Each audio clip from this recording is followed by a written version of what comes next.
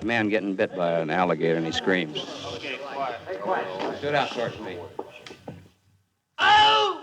No, not an owl. A real scream of pain.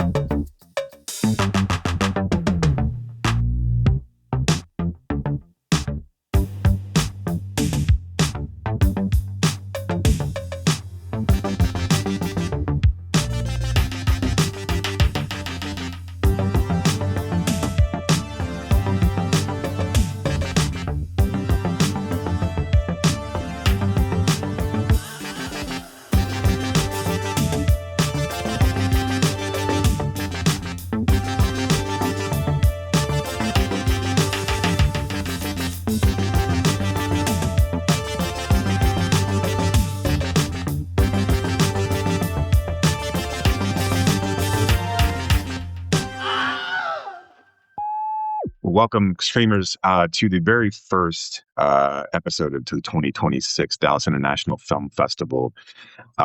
We are very excited to kick off our festival with an amazing documentary. And with us today, we have Katie Camosy. Am I saying your last name correctly? Is that correct?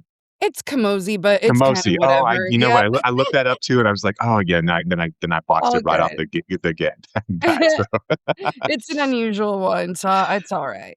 Well, and Katie is the director of a documentary called Gaslit that follows. It goes around the Permian Basin and the Gulf of Texas and Louisiana to talk about the impacts of the oil and gas industry and the impacts it's having on personal lives in that area. Just a little full disclosure, Katie, I grew up, I spent some formative years in the Permian Basin. So I Oh, think this wow. was an interesting documentary to me. And I'll be, fair. I was really young. I was probably in my kindergarten to like fourth grade years. Sure. And I grew up in Midland, and it's Yeah. interesting to kind of see, this through the eyes of, I was there in the 80s, and obviously it's always been kind of a boom or bust oil town. And it's interesting to kind of look back on it with adult eyes. I don't get back there very often for obvious reasons, but yeah, I think your story is pretty impressive. I wanted to first off, congratulations on getting the film completed and getting it into. I know you had your premiere at Santa Barbara. You're in a couple of other film festivals coming up. I think you have a pretty crazy April. How are you holding up so far? And how's that response been just to the film? Oh, it's great. You spend so long on these. I spent 3 years making Gaslit. So this is the fun part, getting to show it to folks around the country and get their reactions. And people are really responding to it, including we've been to Minneapolis and Milwaukee, so pretty far away from the Permian and the Gulf. And people are still connecting to, especially to the people in Gaslit, I'd say. Right. And that's just and I want to get to that. But I do want to talk Mhm. about, you have been with Greenpeace for the better part of a decade, if I'm not Yeah. incorrect. And you've been kind of telling these stories, with Jane in short form for quite a while. Was the goal always to get to a narrative feature? And what brought you to this particular story out of all the things that, that Greenpeace does? Yeah, so I've been working, like you said, for with Greenpeace for about a decade, and it included telling stories of people feeling impacts from the climate campaign. It also included sailing on their ships. We went to the Great Pacific Garbage Patch to document things, kind of going all over.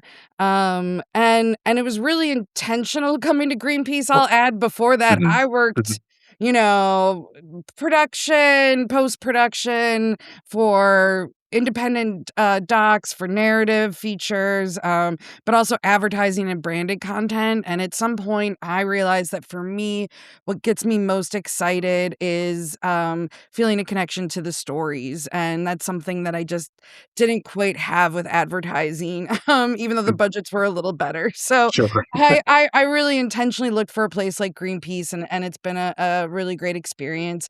Like most nonprofits or most brands, I guess. Short form content is the focus.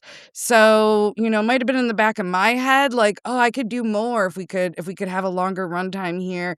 But the US chapter of Greenpeace has never made a feature doc, so it's their first foray into it. But yeah, basically, the work with Jane Fonda started on a project of hers and Greenpeace's called Fire Drill Fridays. And that went through a couple different iterations. So when it started and when I sort of jumped on board, Jane was in Washington, D.C., getting arrested like every week about climate change. Her friends were getting arrested, and using the celebrity to really get this in the media. And it was incredibly effective. And I really saw, wow, you get some celebrities involved in these stories that might be a little bit harder to spread, suddenly like catch on. And then when we were at the height of the pandemic, we, had brought the show virtual and changed it around a bit. And that's where we started having frontline and fence line community members. So people living right next to industry, people already, living through the worst impacts of climate change. And when we were able to get back out on the streets, we ended up going down to the Gulf to meet a man named John Beard, who is in Gaslit.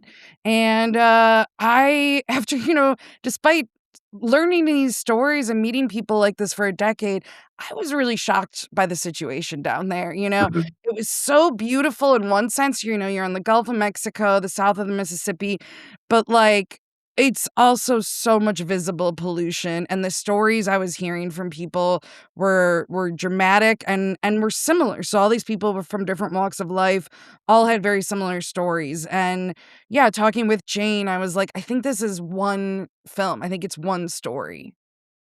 Interesting. You'd mentioned in a different interview about how you, as a documentarian, you try not to drive the narrative too much. Understanding how you put it all together. Can you take us through how this kind of evolved over the, you said like 3 years that it took to develop this and to put this together? What surprises did you encounter, and then really when did you feel this story really truly taking shape? Yeah, so when we started it, we thought it would probably be a web series, We thought that we would go and meet all these different folks and like each one would be kind of its own, I don't know, maybe 5 minute, maybe a little bit longer, Mhm. 5 to 10 minute story. And so the first thing I did is I took Josh Gibson, my cinematographer who I've worked with for years. We went and we just started, meeting some of the folks. So some of the Greenpeace, my colleagues and campaigners and all that they gave me some initial leads. So we started in the Permian. We met Sharon Wilson, who you'll see in the film, and Nice. we just started taking a look at everything. And a couple things surprised me right away. On a practical level, the drinking water pretty much everywhere we went, the tap water wasn't drinkable, actually, Mhm. and that is pretty surprising in the United States. Also, meeting Sharon first, you'll see it in the film, and you've seen the Permian. It is such a dramatic place to be. It really, Right. out of all the places, it felt the most like, we could be on another planet. There's just, as far as you can see, there's so much drilling, and the oil and gas industry is such a huge part of culture there. So it was really, really like being transported. And then what Sharon shows is also shocking because she'll bring you to all these production sites, oil and gas production sites, and she has this very high-end thermal camera, like an industrial level thermal camera, and through it, you can see all the emissions that are invisible to the naked eye, and so you can see all this methane pouring out, and, I Jane talks about this too, but I'd read about, "Oh, it's not leaking methane, they're releasing it, it's intentional," but to actually see it was it just blew me away. And I know that Sharon brings people out on tour. She can't bring millions of people out, but I thought if we can find a way to visualize this, Mhm. as she always says, making the invisible visible, we can get this to more people and give them the experience of what it would be like to be on a tour with Sharon in the Permian. Yeah, and I think one of the and that imagery is so powerful, and it's like it's so crazy because if you do go out there, I know you guys mentioned in the film about how it looks like, it's like straight out of Mad Max, right? It's a George Yeah. Miller movie at this point.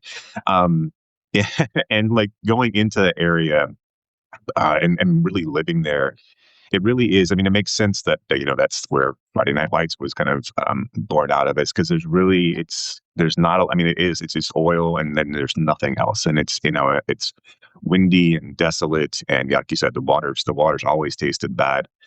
Um, it's interesting though, in a sense of like how little press this actually gets, and that's what I get.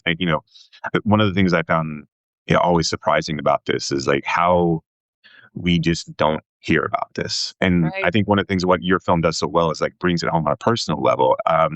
Is there anything that and is there going through this and being and living this for the decade, is there any moment of you that's just like you want to shake people by their collar and just like yell at them and say wake up? You know, kind of, but not, if I'm being honest, Jason, not really, because I get it. We have so many things to care about right now, and they're all valid, right? There's a lot going on in the country right now, but there's a lot going on in the country always. So, for me, I really feel grateful for the people like Sharon and everyone else in the film who is working on this. Sharon's been out there year after year documenting the emissions, submitting to regulators, trying to get them to do something, take some meaningful action on it, going to the media, having policymakers, lawmakers from the US and from other countries out there. And it's really been hitting me as I've been showing this film. Audiences are telling me, like, at a time where we're not that thrilled with our political leaders, to see so-called everyday people doing the work feels good. Now, it doesn't mean we can all sit back and do nothing and they're going to take care of it. Of course, we have to work with them and get political leaders in place who are going to do something about it. But I just have so much sympathy for it. And for the idea of, like, oh, I can't pay attention to all this. And one interesting thing from about 10 years ago when I started working with Greenpeace till now, one thing that's changed is really about how people think about the climate crisis. So when I started, you had people that are like, yes, it's real, we should do something about it. And the opposition, their main argument was like either it's not real or it's not man-made. That was kind of the argument we were dealing with at that time. I'd say that that's really changed, and now the opposition is saying, it probably is real, it probably is, at least exacerbated by humans, but it's too late and it's too big and there's nothing we can do about it. And the outcome that they're pushing for is the same, like, let's not change our ways, let's just, keep business as usual. But I think they're using this climate fatalism that does exist, that people get burnt out, and I think they're kind of using that. So I think as much as these are big issues, and you might want to shake people, like, we gotta, like, wake up and look at this. I get why we might not want to, right? It feels so daunting, but I think if we look at the people in the film, and if we look at history, we had a hole in the ozone layer. We had Lake Erie. I was just in the Midwest when it was on fire. We've managed to fix things, and I don't know that the climate movement's always done a great job about celebrating those wins, but I think it's important to look at them because it really, a lot of this is up to citizens, and communities can make a difference even when you're going up against billion-dollar oil and gas companies like the people in this film are. Right. Yeah, and that's an interesting. Inconvenient Truth comes out 20 years ago, and you'd think that that was the first, I think, real moment where climate change was put into the zeitgeist and kind of brought into the forefront of our consciousness. Uh, so yeah, it feels like 20 years later that it still feels kind of hopeless in the sense of like your title in Gaslit. Did I mean, and you talked you spoke on it just a minute ago about how I guess the gaslighting has changed in a sense where it's like it didn't exist or it wasn't man-made. And now, well, it is, but we can't do anything. Did you encounter a lot of that when you were speaking in any of these cities or towns? Did you have people come up to you and kind of try to refute the facts that were right in front of them?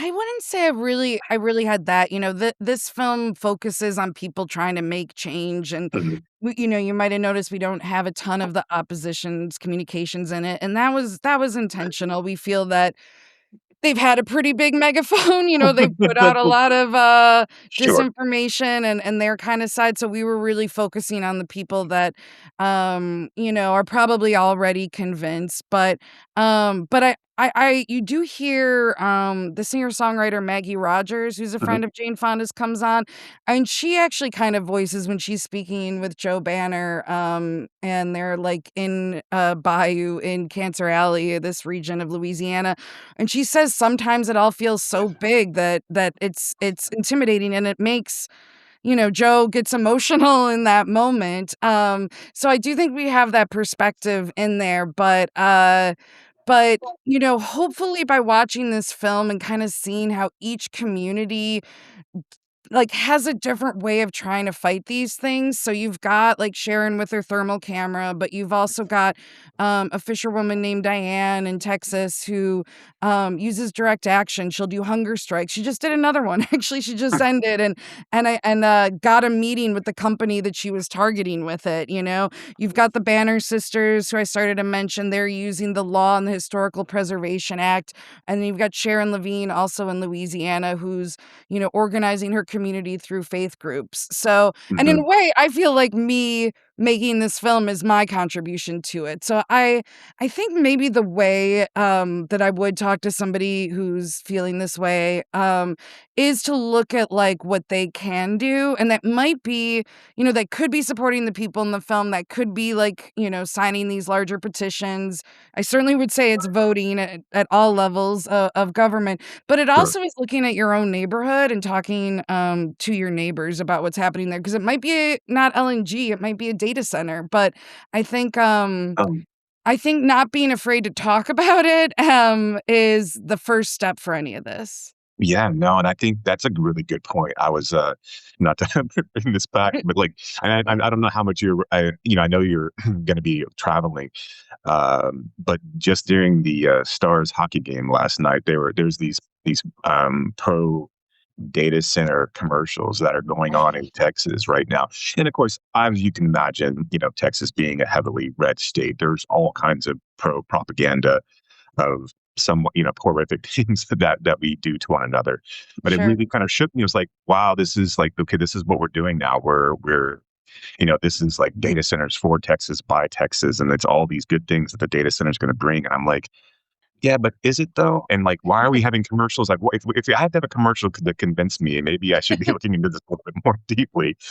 I, Absolutely, and that's another kind of gaslighting, right, are these right. promises, and that's what Yeah. we found with every community was like, we were promised high-paid jobs, and then the reality they would tell me is like, "Oh, well, they were mostly construction jobs, so they were temporary, and they Right. went away." Or maybe in the Permian, a lot of those facilities are able to be run remotely, so, Hmm. a lot of the promises don't hold up, and so I think that, if we can, encourage people to look closer at these promises being made, and also looking at like, is there enforcement, is there accountability? Like, let's say, they do pollute the air and the water more than what they're promising. Do they pay a fine that doesn't affect them much, or does something get stopped? And I think that's one of the benefits of this film being really told by the people living it. Everyone that Jane Fonda meets in the film lives right now in Texas or Louisiana. So we're not like going to experts who live elsewhere. It's people that know this because it's their life. Right. Right. And I think you do a really good job of showing and showcasing people across a diverse set of backgrounds and political leanings. Yeah. With everything being political in nature these days, especially even in art, it, how did you balance all of that? Putting because you don't really focus outside of understanding that this goes across, this goes across divisions.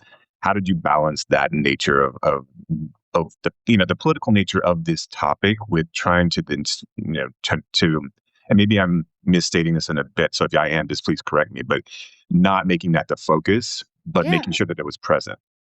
Yeah. So, once this kind of industry, this polluting industry comes to your doorstep and it threatens the lives of, the health of your family, lives of your family, your livelihood, your jobs, you just want it to go away. You just want it to get better. You're not worried about Republicans, Democrats, or whatever. You're like, who can make Sure. change here? And so I love the way it turned out. It really was just we went to who's being affected, and it was a diverse group. So you're gonna see, I don't know if you noticed, but when we meet all these Louisiana fishermen, there's a MAGA hat one of Hmm. them's Yeah. wearing, and we've got, Diane Wilson would probably call herself a radical, and she's friends with Johnny, this Texas Ranger who's a Hmm. Republican. So we really are getting a cross section. And I think that makes sense too, because when you look at the history of the environmental movement, it's not all one side or the other. We're Right. about to celebrate Earth Day, and when we're, tomorrow when we're recording this, Hmm. and that came from Wisconsin. And then if you look at the EPA and the Clean Air Act and Clean Water Act, things that are all talked about in Gaslit, that happened under Nixon. And if we want to look about exporting our resources, it was Obama who overturned a crude oil export ban. Right. So, right now, think that these are political issues, but they haven't always been, or at least the same kind of political. And I think we're seeing them, move again, where it's like, oh no, this is just a human issue. Right. And to that end, do you think that this is going to be a story that we're always having to fight to some degree? Hmm. That's a good question. So I was thinking about that a lot when we went through Greenpeace's archival materials. There had been a bunch of mini DV tapes from the 80s and 90s that had never been digitized. And as we're going through them, we actually found some people who we'd already interviewed in the current day, and Greenpeace had interviewed them like in the early 1990s. And, it was exciting, and we put it in the film to show like how long they've been fighting it. But it also was a little, could be seen as depressing, right? Hmm. Like, look, they're still fighting. Have things gotten better at all? And I do think about, the movie is an hour, 50 minutes. We shot over 500 hours.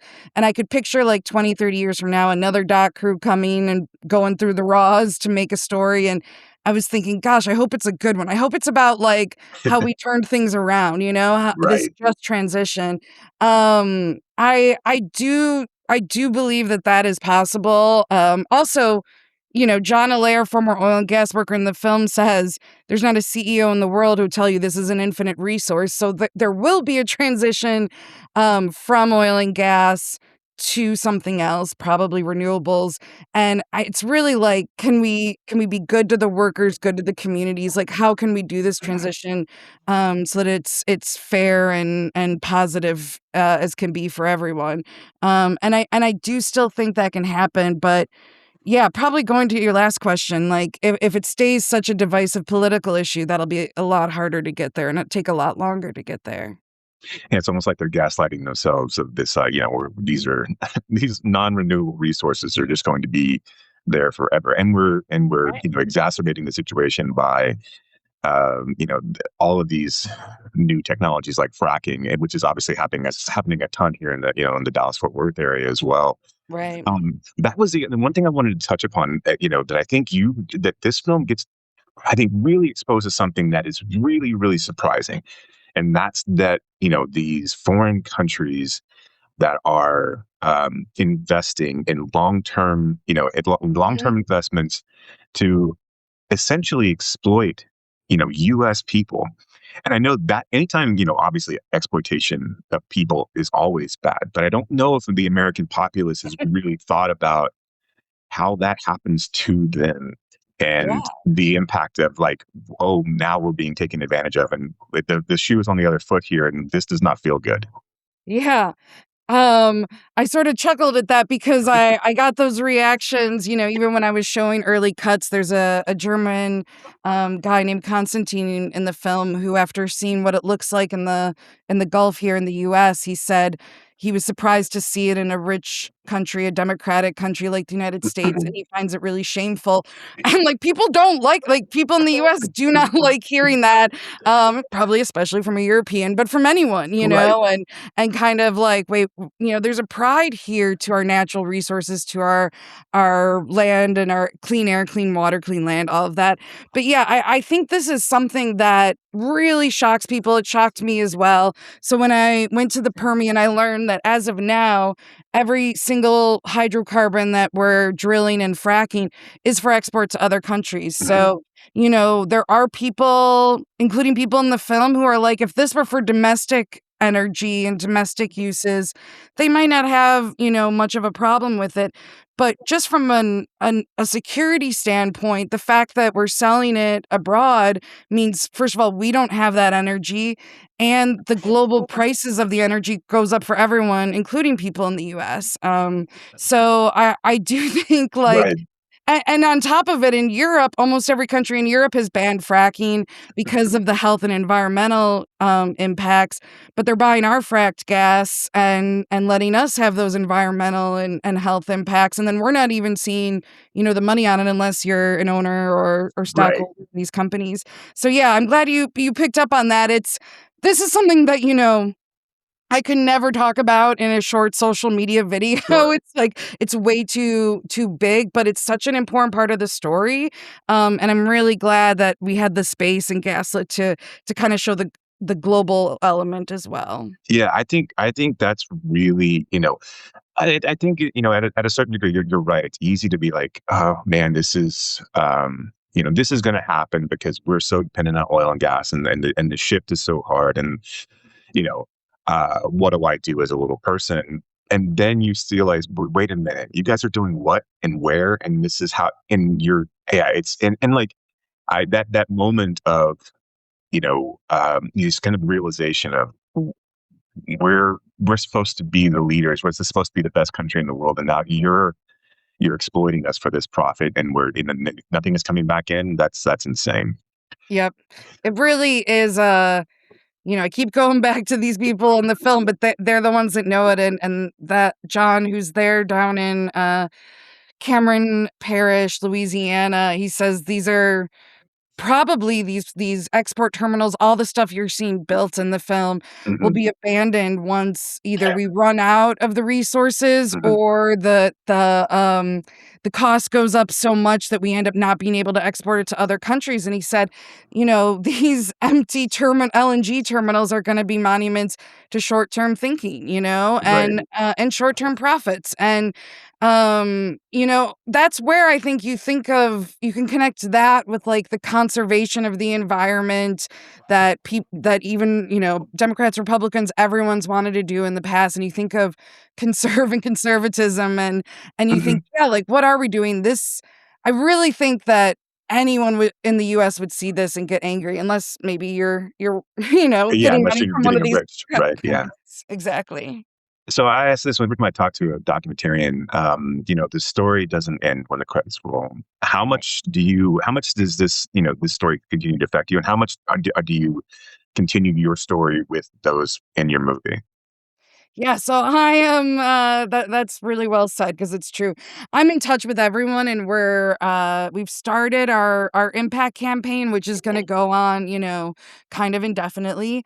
And so I'm talking with them all the time. I am hoping to do some follow-up videos of like what's happened in the years since we stopped filming, Mhm. We just brought out a couple of the people in the film, Melanie Oldham and Sharon Wilson, both from Texas. We brought them over to Brussels, and they watched the film in EU Parliament, to kind of get at some lawmakers there about, look at the issues in the supply chain of this natural gas you're importing from the US.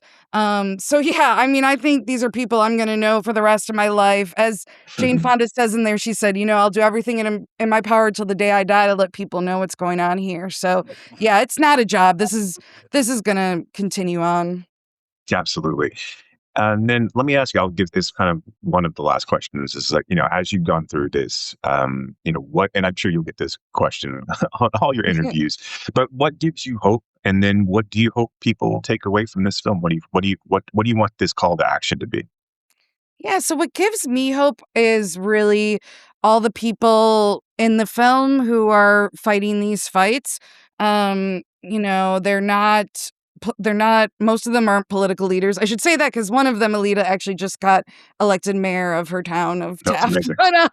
But for the most part, they're not political people. They have other jobs, they have other responsibilities, and yet they're spending their time and their skills and their energy doing these fights that help people beyond them. That gives me hope that's really what most humans are like and most people are Mhm. like in this country and everywhere else. And the thing to take away is, I think it goes back to talking to your neighbors and talking to your community members. It can feel very isolating. At one of the screenings we had, somebody was telling me about an issue in Wisconsin, and she was like, "Nobody cares except me," and it's so frustrating. And I kind of I doubt it's just Mhm. her, really, Right. is what I think. And so finding the people that are already working on this and then seeing how you can jump in, that's really what I want people to take away from it more than anything. To know you're not alone. You don't have to wait for somebody, high up elected official to start working on these issues. You can start right away. Excellent. So what's next for the film after I mean, I'm assuming obviously you're going to be showing in Dallas. Like, what is the ultimate, like, when can people start to see this outside of festivals and things like that? Do you guys have a release plan? Yeah, we're figuring it out, but after the festivals, there will be impact screenings. People can go to the website gaslitdoc.com and follow on Instagram to keep updated on that. We will be doing a theatrical tour, a limited theatrical tour, again trying to get this out to people who might not come across a documentary like it otherwise. And then it will be on streaming in some capacity before the end of the year. So we're still working on what that'll look like. But we don't want to hold it too Sure. long. These issues are too important, and we want to get it out there for Yeah, folks to see. absolutely. Well, congratulations again. I think you've done an amazing piece of work here in pulling all this together. And 500 hours worth Oh, of, thank you. of footage can't be easy to edit down into an hour and 50 minutes. So I hope that you've been able to kind of take in the success of this and recognize what you've accomplished. And I wish you nothing but Oh, success. thank And I you. hope the Dallas International Film Festival goes really well. And on a personal note, if you're around, I definitely would love to say hello. Yes, I'd love that, Jason. Thanks so much for your support. And yeah, I'm really eager. This will be the first time we show it publicly in Texas, and I'm really excited to get into those Absolutely. conversations. Absolutely. Well, have a great rest of your day, Katie. Thank you again so much. And for everyone else out there, please go out to Greenpeace. You can search Katie online, see some of her other work as well, and keep an eye out for Gaslit, because it really truly is something that I think everyone really needs to see.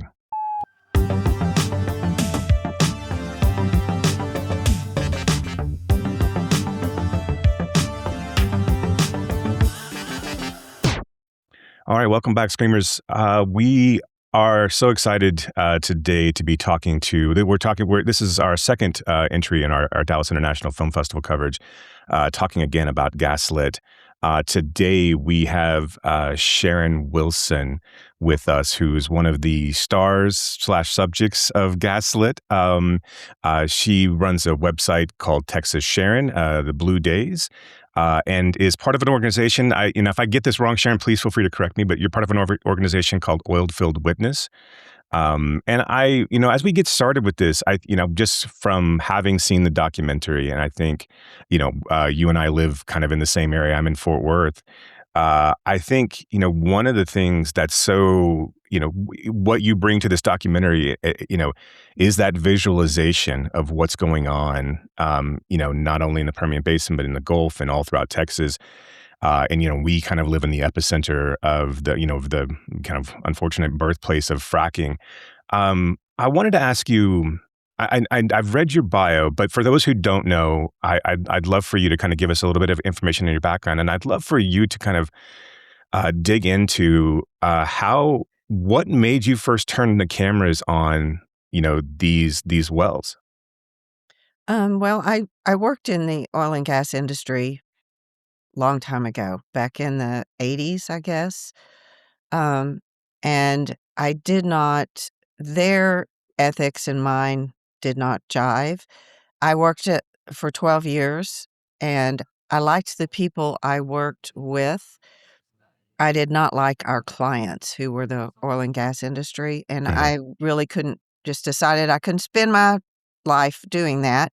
So I moved out to 42 beautiful acres in North Texas. I did that in 1996, and that is the same year that one of the first wells from hydraulic fracturing started producing. George Mitchell was experimenting all over the place in Wise County where I moved. So I had a ringside seat to the early impacts. And I was sitting on the side of the road back in the, 1996 and beyond, trying to figure out what they were doing, connecting dots. They didn't want connected. I became a target, but I learned about this very powerful tool called Open Records Request. In Texas, it's called a public information request. And I started making these public information requests to the regulatory agencies. And one time I received a lot of videos. Mm.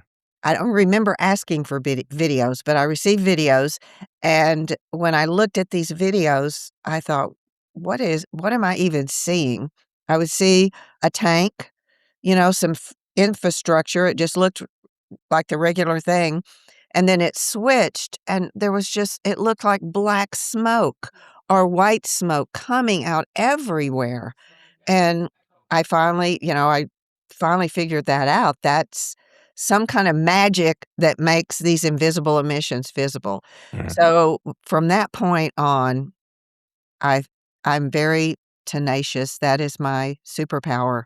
And I decided I was going to get my hands on one of these cameras. The one I have now cost $130,000 Wow. with the telephoto lens. So that took a little while, but I did finally get my hands on one of these cameras. And I've been doing this optical gas imaging since 2014. That's when I became certified. And I took a course with oilfield workers. And I have taken thousands, tens of thousands of videos, recorded them, put them on YouTube, but we can't get over the gatekeepers to the big media and publicly get this out there in a big way.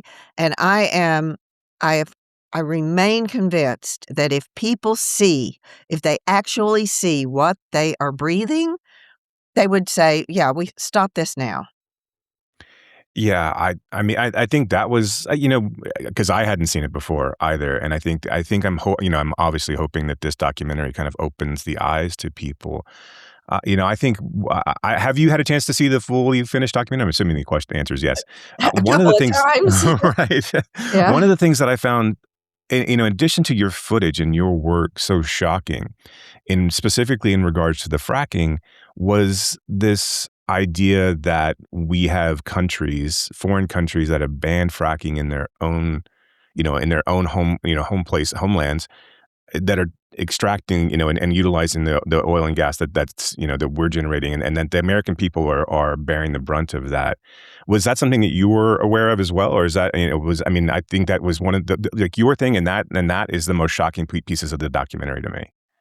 I actually worked to help other countries understand that they should not frack, not knowing that they would go, "Oh, all right, we'll just frack you."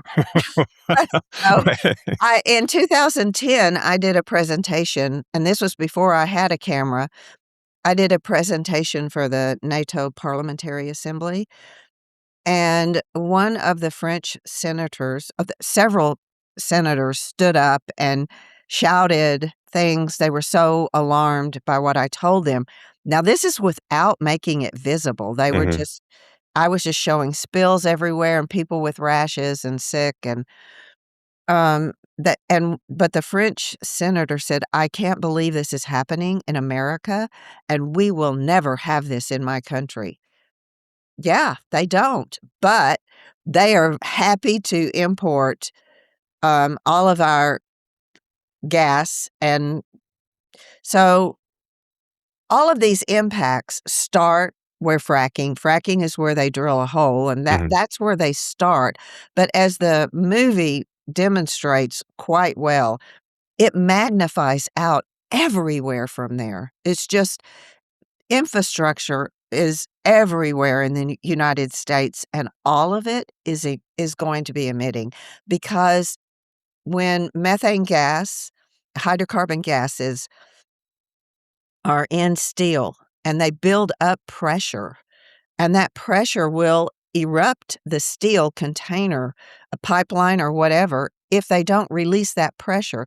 So people talk about leaks, methane leaks. Methane leaks are not the problem.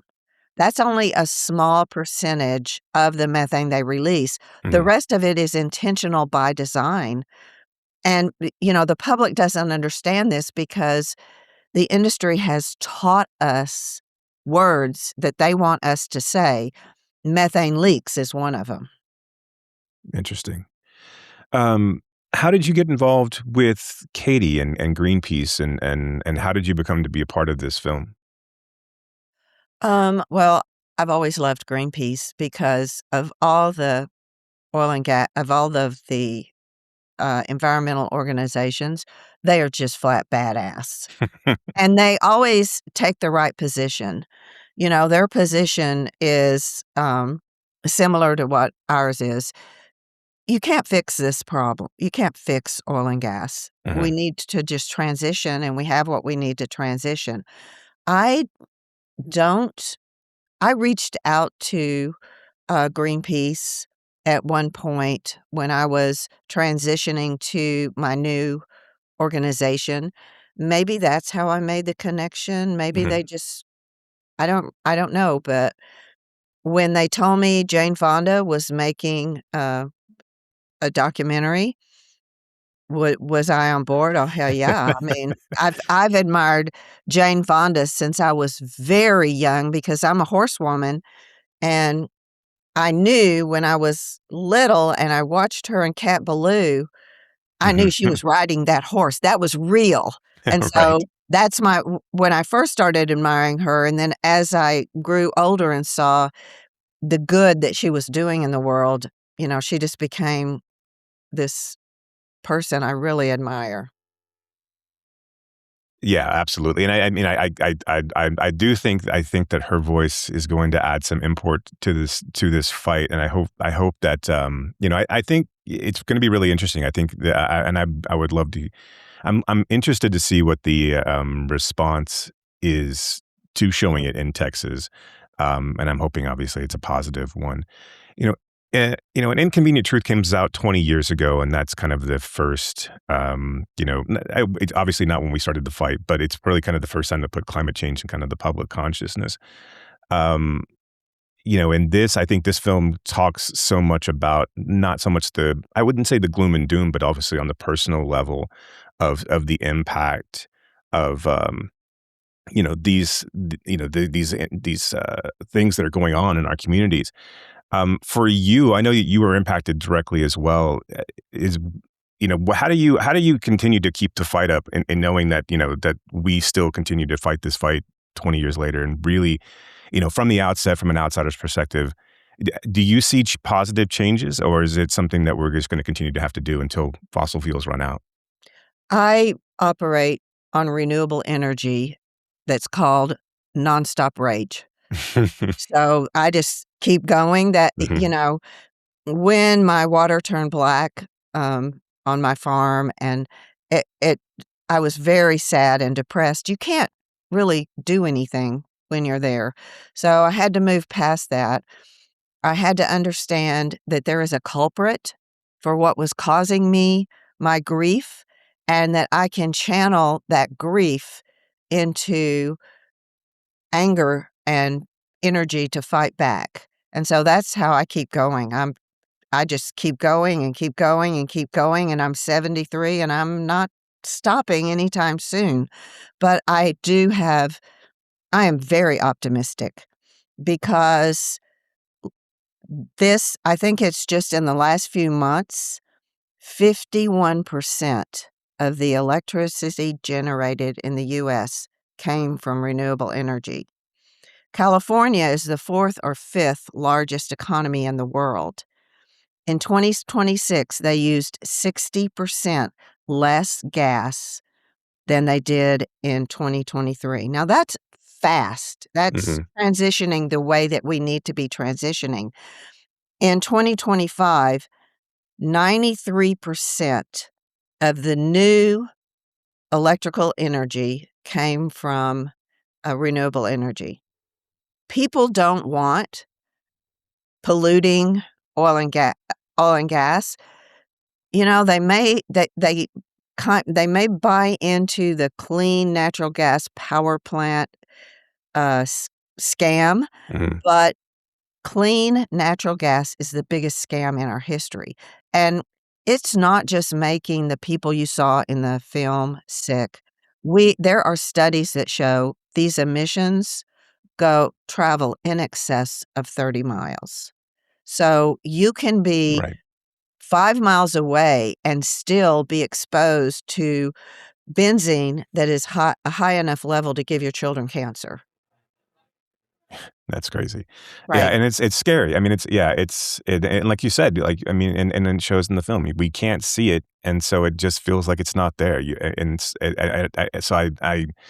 can only imagine the I can only imagine, and I appreciate your rage, but I can only imagine someday how the willpower that it takes to continue to fight this fight. I was reading on your website, you had some of the comments about people, coming, that basically were trying to gaslight you. I mean, in a sense, and I think I love the title of this documentary because it's, obviously it works on two levels, but I think the film does a really good job of kind of showing how this crosses political barriers. Is there anything that you utilize in regards to, like, because this is not a political fight, this is a human fight, although it does, I mean, like almost everything in our society feels political these days. Is there anything that you use to kind of break down those barriers in essence? Or can you? Well, some of the people I have helped were staunch Republicans when I met them. That was before oil and gas plopped down a well near their house. And when I come to their house and show them a video of the emissions coming from the facility next to them, sometimes they'll just weep and say, "I'm not crazy." With relief, "I'm not crazy." They kept telling me it was the Windex I was using in my house or the candles I was burning. I'm not crazy. And so that's gaslighting right there. People are sick. And if you could read some of the complaints that they filed to TCEQ, there's foam shooting from the well site onto our property. My child is vomiting uncontrollably. We had to evacuate for the last 2 days. I mean, these are things that people are writing, and it's massive, massive problems. And they're just causing so much suffering and misery. But we're outgunned and outspent. So we need more people with us. And what they've done is they've made people afraid to talk about these things because the opposition, even though the opposition is tiny now, it's only like less than 25% in America. But they're very vocal and they're mean. And so we get scared of that, and we don't want to talk, and neighbors don't want to talk, and families don't want to talk. We need to be talking about this. Everybody needs to see Gaslit as soon as they can. I mean, and these videos need to get out to the public in a bigger way. Yeah, I 100% agree. In any documentary, the story doesn't end with the credits. It continues. How are things gone for you in the past since the movie stopped filming? And then, I know we kind of spoke to it, but really, what's your hope for the film? Like in a perfect world, what do you hope that this film accomplishes? Well, I think the film will I hope it will get an Oscar nomination because they're going to put it in theaters, so that will help, and in a few select theaters. I hope it gets an Oscar nomination, because then way more people will find out about it. You know, if you just release a documentary, a lot of times people have to be interested in the topic to watch it. So I'm hoping that an Oscar nomination will help bring attention. But right now, everybody is afraid of these kind of movies. It's very hard to promote these kind of films. But what we've been doing, I hope people will go to our website, oilfieldwitness.org, and sign up for our newsletter. Because if you do, we just send it out once a month. We're not going to spam you. But if you sign up for that newsletter, you will say, how do 4 people do this much work? It's because we are passionate, dedicated, and we just work as hard as we can on a small budget. But one of the really cool things that I did recently, you know, Europe is trying to decide what to do about energy, and they're going to export LNG, and there's all of these oil and gas lobbyists who are trying to convince them that United States LNG is clean, it doesn't have bad emissions, and that is in Texas. We have the worst methane emissions in the world. Yeah. So it's totally not true. And recently I went to Brussels to speak with members of parliament. And one of the members of parliament, I explained to him what I told earlier. It's not leaks. He mentioned, well, if they can find these leaks, I said, it's not leaks. They know where this is coming from. It's intentional. It is not an unintentional leak. It is an intentional required release. And he said, that changes everything. So that was really powerful. And so some of the members of parliament are going to come to Texas, to the Gulf Coast to see, and I hope they come to the Permian. I'm not sure they will, but they need to see the oil field too. Right. Yeah. Yeah, no, I totally agree. Limited time here left. How can people get involved with you? And outside of the newsletter, is there anything that what makes the most impact the quickest for you? Telling people about these films, sharing our videos, talking to your family and neighbors, your friends, talk to people about it.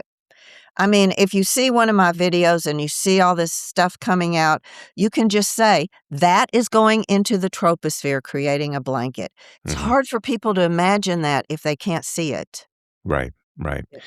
Well, thank you so much, Sharon, for your time this morning. For whatever little it's worth, you've gained a fan, and I want to again thank you not only for joining us today, but thank you for what you do, because it's so important and it's so eye-opening, and I think your strength is commendable, and so thank you. Thank you. I'm a Cowtown native, so born in Fort Worth. Well, I hope to cross paths at the festival, and I'd love to say hello and shake your hand. Okay, that would be great. But have a great festival. All the best for Gaslit. I hope all of the good things come to it. I do think it's deserving.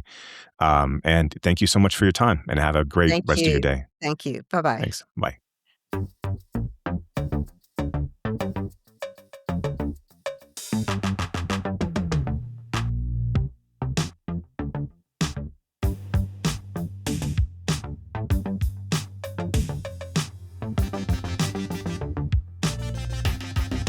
You have been listening to Why Does the Wilhelm Scream with your hosts, Brock and Jason.